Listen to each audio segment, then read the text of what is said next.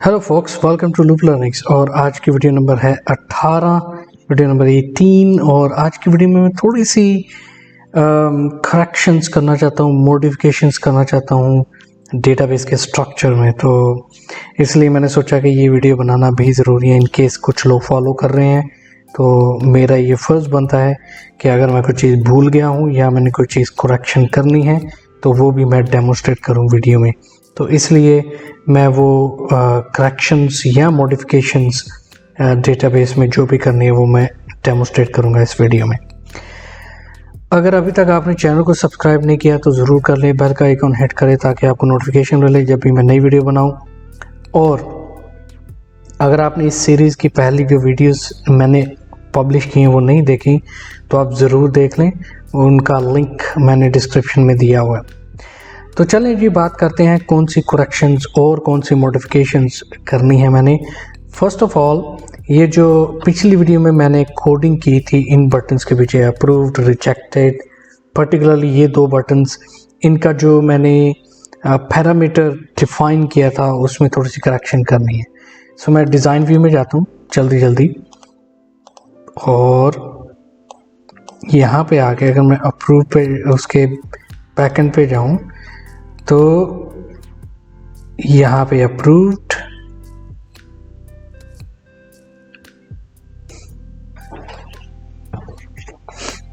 Already है।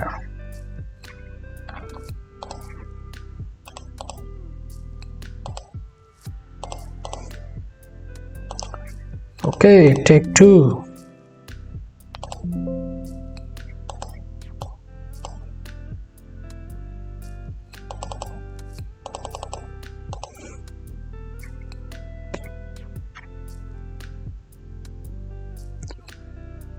Hello folks, welcome to Loop Learnings. और आज की वीडियो नंबर है 18, 18।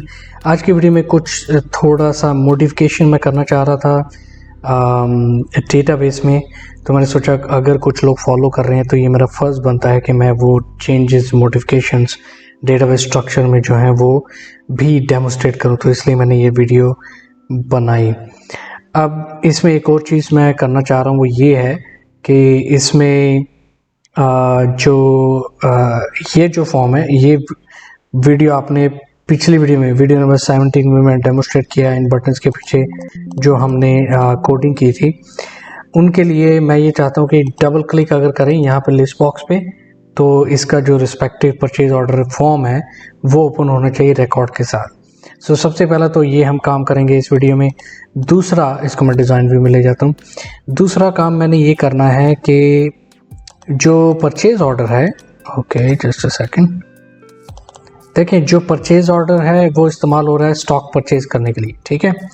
और इसका मतलब है कि उससे हम इन्वेंट्री मैनेज करेंगे।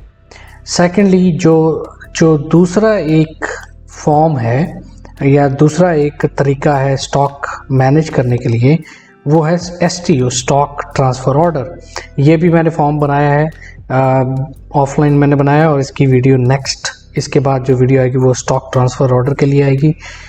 इससे पहले मैंने सोचा कि ये मैं करूँ। तो स्टॉक ट्रांसफ़र ऑर्डर और परचेज ऑर्डर, दो तरीके इस्तेमाल किए जा रहे हैं स्टॉक को रिप्लेनिश करने के लिए। लिहाजा जब हम इन्वेंट्री मैनेजमेंट के ऊपर काम करेंगे, मतलब जो इन्वेंट्री मैनेजमेंट फाइनल हमने उसका स्ट्रक्चर बनाना है क्यूरीज के साथ, उस पर थोड़ा प्रॉब्लम आ सकता है। तो मैंने ये सोचा है कि एक अलग से टेबल बनाते हैं। उस टेबल में चाहे परचेज ऑर्डर, जब भी परचेज ऑर्डर क्रिएट हो या उसका स्टेटस चेंज हो तो उसमें अपडेट हो जाना चाहिए इसमें टेबल में। सिमिलरली फिर उसके बाद मैंने ये सोचा है कि अगर स्टॉक ट्रांसफ़र ऑर्डर है तो उसका अगर स्टेटस चेंज हो या स्टॉक ट्रांसफ़र ऑर्डर क्रिएट हो तो वो भी उसी टेबल में जाके स्टोर हो जाना चाहिए डेटा, ताकि एक ही टेबल हमारा डेटा पॉइंट हो, वहाँ से हम डिफरेंट क्यूरीज़ को हम फैच कर सकें, क्यूरीज़ बना के डेटा को हम फैच कर सकें। तो ये आइडिया है जिससे मैंने सोचा कि हम एक सेपरेट स्टॉक ट्रांसफ़र ऑर्डर का जो है वो बनाते हैं। चलें हम सबसे पहले तो टेबल बनाते हैं। तो मैं क्रिएट पे जाता हूँ, table, right click design view, table का नाम रखते हैं टेबल का नाम क्या रख सकते हैं, इन्वेंट्री, सही है ना, क्योंकि हम इन्वेंट्री पे ही काम कर रहे हैं। So INVIT created on date time, ठीक है, शॉर्ट डेट कर लेते हैं। उसके बाद मैं इनके भी जो टेबल्स हैं ना PO के और ओके भाई PO के और स्टॉक ट्रांसफ़र टेबल, ये भी दोनों ओपन कर लेता हूँ। सो सबसे पहले तो हमने ये लोकेशन पकड़नी है ना कि कौन सी लोकेशन से ये ट्रांजैक्शन हो रही है, वो हमने ले ली। उसके बाद हमने लेना है प्रोडक्ट ID वेरिएंट, ये इंफॉर्मेशन लेनी है हमने, प्रोडक्ट ID वेरिएंट। उसके बाद आइटम नेम SKU, ये भी ले लेते हैं। फिर उसके बाद क्वांटिटी और स्टेटस, QTY नंबर, इसको हम डबल कर लेते हैं, स्टैंडर्ड, ओके। फिर हम लगाएंगे स्टेटस और स्टेटस डेट, ओके। सो ये टेबल मैंने बनाया है, इस टेबल को हम रेफर करेंगे जब भी हमने क्यूरी रन करनी है इन्वेंट्री मैनेजमेंट के लिए। सो जब, इसका मतलब ये हुआ कि जब भी हम परचेज ऑर्डर क्रिएट करेंगे तो वो डेटा रेप्लिकेट होना चाहिए इस पर्टिकुलर, एक और काम करना है, कुछ और मैं फील्ड्स वो भी डाल ली जाए तो अच्छा है, जैसे डॉक्यूमेंट रेफरेंस, डॉक्यूमेंट कौन सा है, PO है, STO है, क्या है। फिर उसके बाद डॉक्यूमेंट नंबर, ठीक है ना। सो डॉक्यूमेंट का एक नंबर भी होगा, जाहिर सी बात है, तो वो भी हम फेच कर लेंगे, ओके। सो ये चीज़ें मैं अपडेट करना चाहता हूँ ऑटोमेटिकली।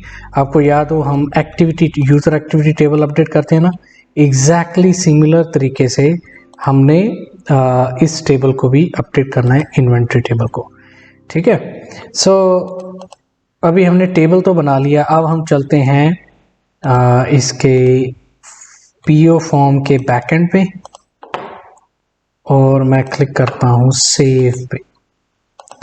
सो सेव बटन मतलब जब भी रिकॉर्ड क्रिएट हो, PO नया क्रिएट हो, तो मैं चाहता हूँ कि इस पर्टिकुलर टेबल में वो रिकॉर्ड हो जाना चाहिए, क्योंकि जैसे कि मैंने कहा है कि यही टेबल को इस्तेमाल किया जाएगा इन्वेंट्री मैनेजमेंट के लिए, इसका नाम ही इन्वेंट्री रखा है। सो इसी टेबल को हम रेफ़र करके डिफरेंट क्यूरीज बनाएंगे, stock on order, stock in transit, current stock, ये सब कुछ हम इस टेबल से रेफ़र करके बनाएंगे। तो एक ही टेबल होगा, दो डिफरेंट डेटा पॉइंट है, PO STO, दोनों तरफ से इंफॉर्मेशन आ रही है लेकिन आके एक टेबल में स्टोर हो रही है। होपफुली आप समझ गए होंगे, ठीक है। अगर नहीं भी समझे तो जस्ट फॉलो करते जाएं और उसके हिसाब से आप अपना मॉडिफिकेशन भी करें ताकि आपको कोई प्रॉब्लम नहीं आए।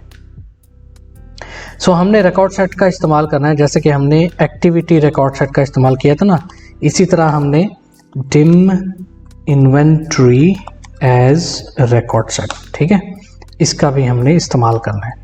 तो जिस तरह हमने एग्जैक्टली उसी तरह हमने करना है जिस तरह हमने एक्टिविटी का किया है। Set inventory is equal to current DB dot open record set. कौन सा रिकॉर्ड सेट है?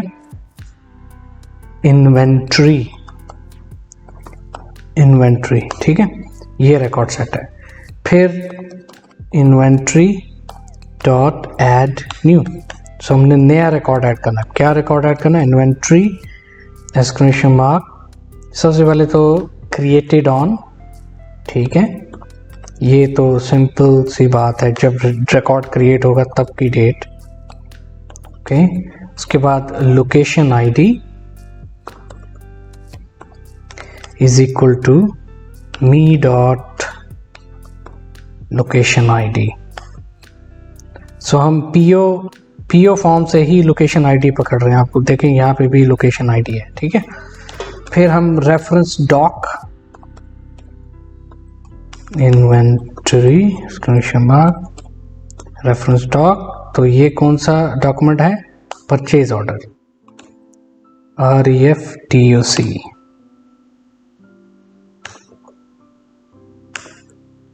Okay, inventory exclamation mark document number is equal to me dot PO line ID.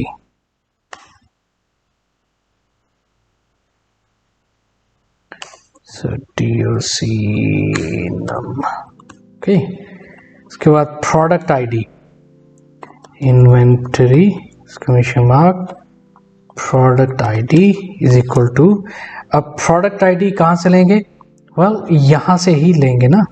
देखिए अब वेरिएंट आईडी है, प्रोडक्ट आईडी है, आपको table नज़र आ रहा है उसमें field me dot product ID dot column zero क्योंकि ये कम्बो बॉक्स है, ठीक है। इसी तरह और हमें क्या चाहिए, variant ID inventory exclamation mark variant ID is equal to me dot variant ID dot column 0, ठीक है। item name inventory exclamation mark item name is equal to me dot item name, SKU inventory exclamation mark SKU is equal to me dot SKU dot रहने दो। Okay, quantity inventory QTY is equal to, अच्छा इसमें हमने careful रहना है, अभी इस वक्त PO क्रिएट हो रहा है नई एक क्वांटिटी के साथ, तो उसमें ऑर्डर क्वांटिटी हमने लेनी। देखिए इसमें रिसीव क्वांटिटी भी है, लेकिन अभी तक पहली स्टेज पे है पीओ, तो रिसीव क्वांटिटी तो ऑटोमेटिकली ज़ीरो होगी, बिल्कुल ब्लैंक होगी। तो एटलीस्ट ऑर्डर क्वांटिटी हमने यहाँ से उठानी है, ठीक है, और वो यहाँ पे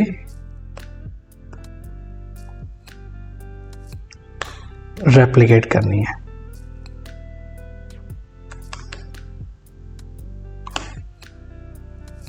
ओके,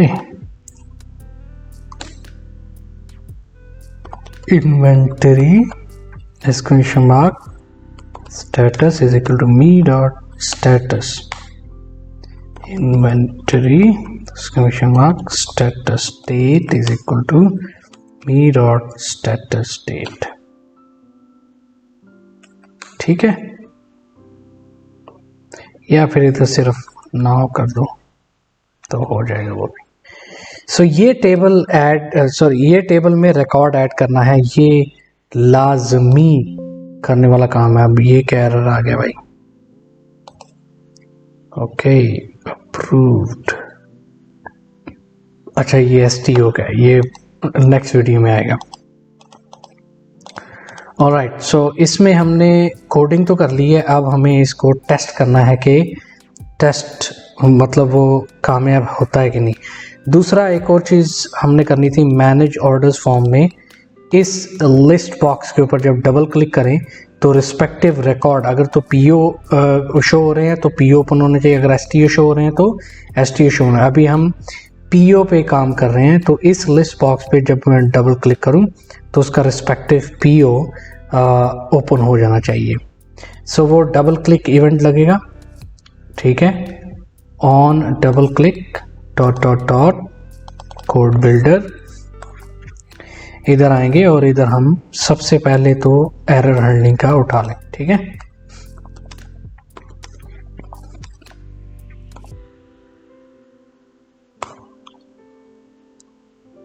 ओके, इसमें हम अब देखेंगे if me dot txt now in dot value is equal to po, then to cmd dot open form, कौन सा फॉर्म है, po फॉर्म है, कॉमा कॉमा वेयर कंडीशन, यहाँ पे हमने लगानी है कि po line id is equal to ampersand,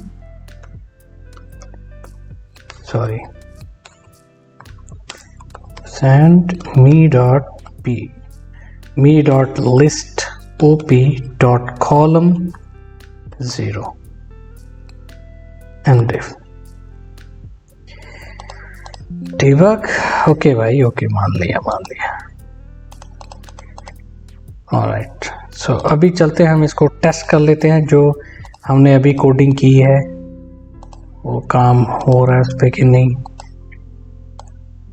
okay, इसमें डबल क्लिक करता हूँ तो ये पीओ ओपन हो जाता है. ठीक है ना. Okay, perfect. So standard electronics, Samsung supplier ABC, let's say हमने 16 पीस ऑर्डर करने हैं. सेव. ओके, लगता है अभी कुछ हुआ है. सो लेट्स सी कि हमारा इन्वेंट्री टेबल अपडेट हो रहा है कि नहीं हो रहा. So inventory table, boom boom boom boom, awesome. तो आप देख सकते हैं कि यहाँ पे इन्वेंट्री टेबल अपडेट हो रहा है. और इसमें एक और चीज़ भी हम कर सकते हैं. लोकेशन आईडी है, ये लोकेशन आईडी का मतलब है कि किस लोकेशन ने ऑर्डर क्रिएट किया है. ठीक है. अब अगर रिसीव करना है तो उसका अपना एक लोकेशन आईडी होगा. क्या पता एक परचेज ऑर्डर किया, स्टॉक ट्रांसफ़र एक लोकेशन ने किया और दूसरी लोकेशन उसको रिसीव कर रही है. इन एनी केस उसका जो नंबर है वो इधर आ जाएगा, ताकि हम जब रिपोर्टिंग करेंगे या हम फर्दर इसमें इन्वेंट्री मैनेजमेंट करेंगे तो हम लोकेशन से उसको फिल्टर कर सके प्रॉपरली. सो इसलिए ये ज़रूरी है कि हम जो दो तरीके इस्तेमाल हो रहे हैं, purchase order, stock transfer order, उन दोनों से डेटा आके इसमें सेव हो इन्वेंट्री टेबल में. और जब भी हम इन्वेंट्री मैनेजमेंट का स्ट्रक्चर बनाएंगे तो वो इन्वेंट्री टेबल को ही हम रेफ़र करें, उससे डेटा फैच करें. अच्छा जी, नेक्स्ट जो है वो हमने जो बाकी बटन्स हैं उनके पीछे भी ऐसा ही एक्चुअली कोड लगाना है. जैसे फॉर एग्जांपल अप्रूव और रिजेक्ट का ज़रूरी नहीं है, हम इन्वेंट्री में उसके लिए कुछ हम डालें. मेरे ख्याल से रिजेक्ट का होगा, क्योंकि अगर ऑर्डर प्लेस हुआ है या नहीं, आई डोंट थिंक सो. मैं क्योंकि सोच रहा हूँ, साथ में वीडियो बना रहा हूँ, साथ सोच रहा हूँ कि क्या होना चाहिए, और फार्मूलाज के हिसाब से प्लेस ऑर्डर के पीछे ज़रूर आएगा, इन ट्रांजिट के पीछे ज़रूर आएगा सिमिलर कोड, उसमें कोई चेंजेस नहीं. रिसीव्ड के पीछे ज़रूर आएगा और बैक ऑर्डर के पीछे भी ज़रूर आएगा. तो चलें, इनके पीछे भी हम सिमिलर, जैसे हमने कोडिंग की है सेव बटन के पीछे, उसी तरह हम करते हैं.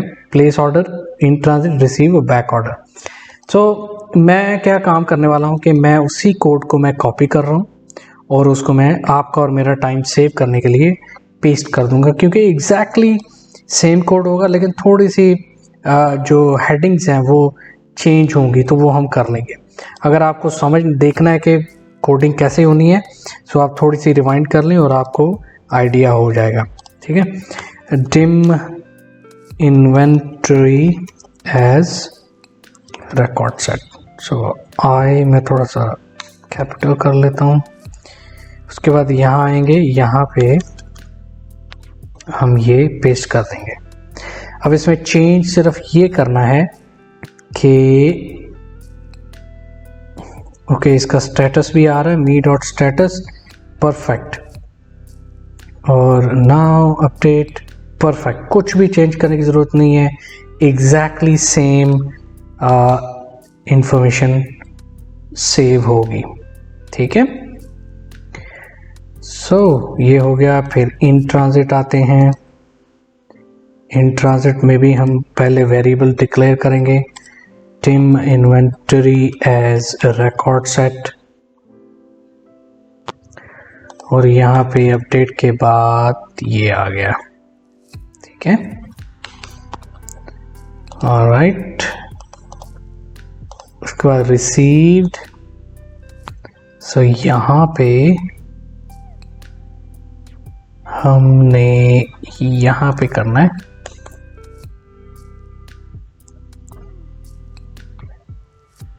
ओके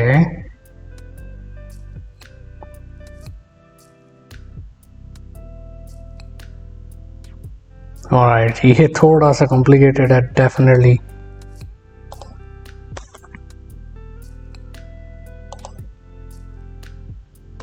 इसमें भी दे देते हैं to update the inventory table. Okay, ठीक है जी।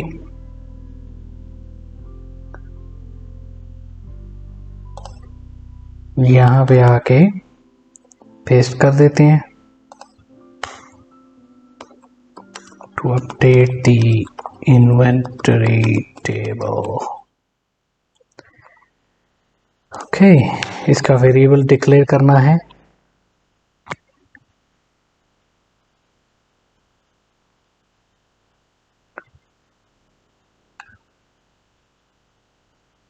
यहाँ पे टिम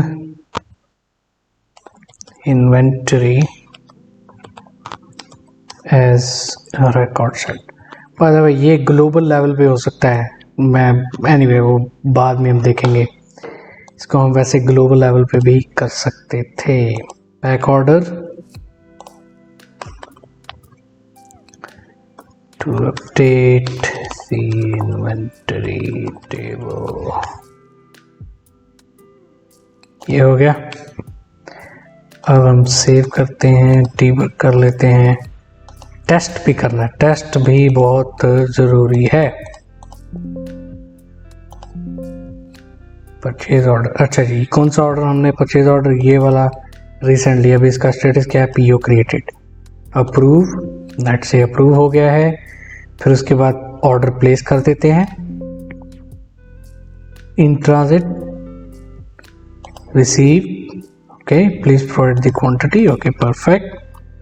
सो लेट्स से 16 के 16 पीस रिसीव कर रहे हैं। सप्लायर का रेफरेंस नंबर,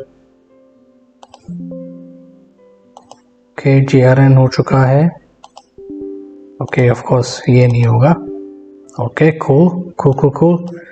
सो ये तो हो चुका है। ऑलराइट, अभी हमने टेबल में जाके देखना है कि रिकॉर्ड क्रिएट हुआ कि नहीं इन्वेंट्री टेबल में। Inventory table, boom. सो आप देख सकते हैं एक ही परचेज ऑर्डर है, ठीक है, एक ही परचेज ऑर्डर ना, परचेज ऑर्डर नंबर 7, और उसके 4 स्टेटसेस अपडेट हुए हैं। पीओ क्रिएट हुआ है, स्टॉक ऑन ऑर्डर हुआ है, स्टॉक इन ट्रांजिट हुआ है, और फिर रिसीव भी हुआ है।